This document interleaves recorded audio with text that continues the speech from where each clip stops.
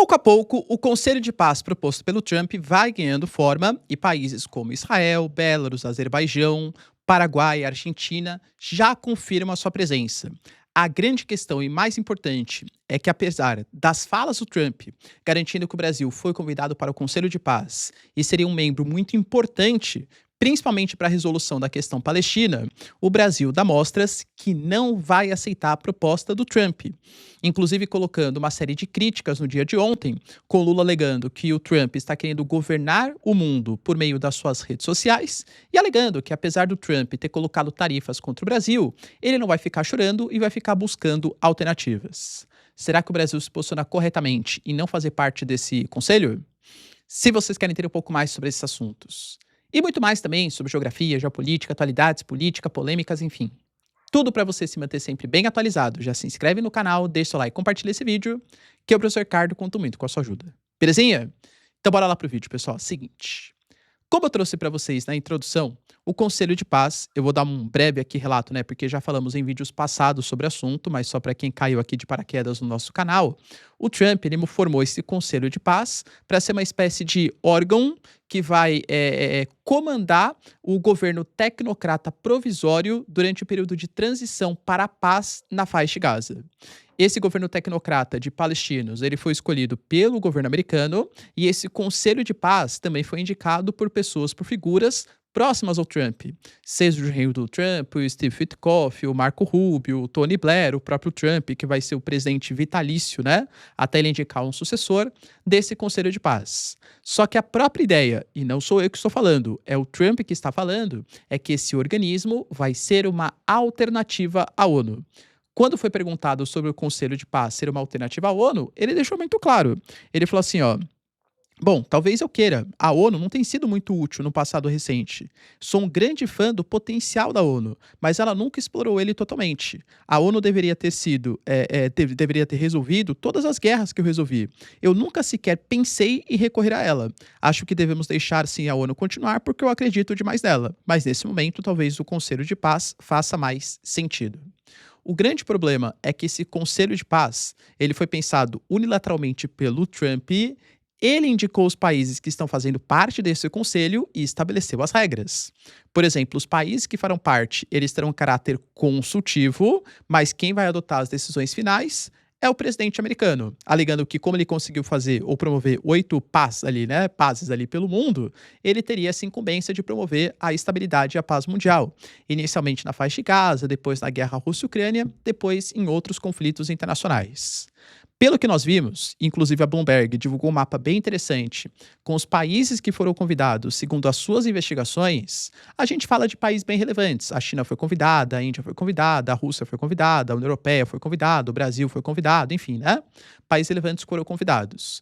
A grande questão é que já começa a ter alguns critérios estranhos. Por exemplo, o mapa, ele evidencia que o México não faz parte. Poxa, o México é um país emergente super importante. Por que o México não foi convidado? Qual foi o critério que os americanos utilizaram? O Chile aqui, por exemplo, na América do Sul também não foi convidado. Há uma série de... A África do Sul. A África do Sul a gente entende, não exatamente geopoliticamente, mas porque é o Trump. O Trump tem péssimas relações com o Cyril Ramaphosa e alega, né, que a África do Sul está perseguindo, fazendo genocídio, enfim, né, contra a população branca e todos aqueles papos que o Trump ele coloca.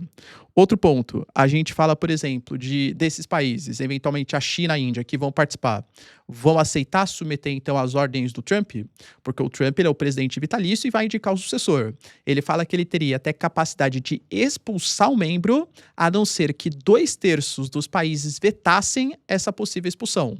Além do que, é um caráter provisório, 3 anos. Se quiser ficar de maneira definitiva, vai pagar $1 bilhão. Quem vai administrar esses recursos? Os Estados Unidos? Vai fazer o quê com esses recursos? Aliás, né? Quem deu poder para o Trump para escolher qual vai ser o valor? Por que exatamente esse valor? O que vai garantir a participação vitalícia nesse conselho? Como a gente sabe que existem países bastante alinhados com os interesses americanos, já tivemos algumas confirmações. Argentina, Hungria, Marrocos, Belarus, Azerbaijão, Paraguai, Emirados Árabes e Armênia confirmaram ou oficialmente ou extraoficialmente, a sua participação nesse conselho. até o Benjamin Netanyahu, que ontem mesmo estava fazendo crítica. Por quê? Porque a Turquia e o Catar foram convidados para fazer parte desse conselho. Imagina a Turquia tendo o poder para deliberar o que vai ser feito, por exemplo, na faixa de Gaza. A Turquia alega que os palestinos praticam, a Israel pratica um genocídio contra os palestinos. Bem como o Brasil. O Brasil também foi convidado. O Brasil tem uma postura muito crítica em relação a Israel. E aí, será que vai ter essa coordenação, essa ação? Fato é que, pelas preocupações que eu elenquei para vocês, alguns países já demonstraram que não estão tão dispostos a fazer parte. Por exemplo, a Suécia, a França, a Noruega e o Reino Unido já negaram direta ou indiretamente, e nós tivemos informações do ICL, Jamil Chad, que é um jornalista que eu respeito demais e tem informações muito privilegiadas, que o Itamaraty não aceita fazer parte desse Conselho de Paz, principalmente pelo temor do que significa uma alternativa à ONU. O Antônio Guterres, secretário-geral, não foi convidado para fazer parte desse Conselho de Paz, e a ONU, com todos os seus problemas, tem uma carta, tem uma regulação por trás que foi estabelecida à época por cerca de 50 países e que carece, de fato, de algumas respostas. Já exploramos isso aqui no canal, né? Você pega a ONU, por exemplo, tem um Conselho de Segurança que foi formado no pós-Segunda Guerra, o poder de veto inviabiliza uma série de resoluções que poderiam ser adotadas, falta representatividade de países africanos, mas se falta na ONU, no do Trump falta ainda mais, né? Você tem a participação de alguns países que mantêm um certo alinhamento. O Egito, por exemplo, né? Marrocos também foi convidado a fazer parte. Mas é muito pouco para a representatividade do continente africano. Então eu diria que os problemas eles continuam e até se agravam. Além do que, ter a figura de uma pessoa superior aos demais países, acho eu, né, que os países mais importantes do mundo, como China, importantes do ponto de vista geopolítico, não vão aceitar essa proposta. Além disso, o Brasil foi elogiado pelo Trump. Uma jornalista brasileira, numa coletiva do Trump, falou assim: poxa, e o Brasil? Ele foi convidado e falou assim: não, com certeza, o Brasil é um excelente país, vai ter um papel decisivo aqui na regulação do que vai ser feito em Gaza, adoro o Lula, é uma ótima pessoa tal. Mas na prática, não acho que isso mude muito a situação, esses elogios feitos pelo Trump. Até porque a gente sabe que ele é uma pessoa um pouco instável, né? Uma semana ele gosta de você, outra semana ele não gosta, então não sei se dá para contar muito com isso. O Brasil, ele vem se posicionando de uma maneira um pouco mais crítica em relação aos americanos. O Trump, por exemplo, o Brasil, aliás, o Lula, né? Fez críticas ao Trump, falou que ele está querendo pautar a geopolítica mundial. E, cara, eu concordo, tá? Se a gente pega o Trump fazendo declarações, tweets ou postando no seu Truth Social que agora os Estados Unidos controla a Venezuela, controla a Groenlândia, controla o Canadá, aí alega, por exemplo, que o direito internacional não tem mais validade. Poxa, o mundo está sendo pautado pelas declarações do Trump. E, querendo ou não, isso é uma forma também de domínio geopolítico. E colocou também que, apesar das tarifas praticadas pelo Trump, assim como o Brasil sofreu, não está no papel do Brasil ficar chorando, e sim buscar alternativas, mercados alternativos. E olha que interessante, se o Brasil conseguiu fechar um acordo Mercosul-União Europeia, aliás, que a União Europeia já até travou esse acordo, vou gravar um outro vídeo para vocês, está falando sobre isso. Não é que travou, mas deu uma certa adiada no processo, os europeus são complicados. O Brasil, além do acordo Mercosul-União Europeia, também está tentando fechar parceria, por exemplo, com o Canadá, que está insatisfeito com as relações em relação aos americanos. Ou seja, aparentemente, o Brasil, em conjunto com outros países mais importantes da geopolítica internacional, não aceitarão fazer parte desse Conselho de Paz para não ficar subordinado aos interesses americanos.